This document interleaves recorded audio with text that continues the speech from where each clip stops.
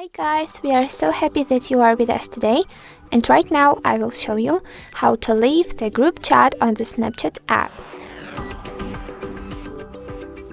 So if this topic is interesting, let's go to the watching. So the first step is to open the Snapchat app.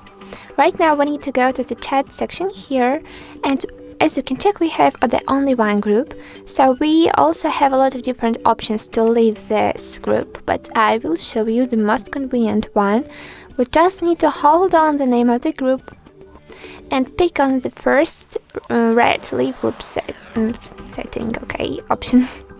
Later let's confirm our choice after tapping on the leave. And well done, as you can see, this group is disappeared. And right now we have only our usual chats without the selected group, so it's really very easy to do. Of course, if this tutorial was useful and interesting, don't forget about likes, and also don't forget that on our channel you can find even more cool videos about the Snapchat and other apps. So goodbye, good luck guys.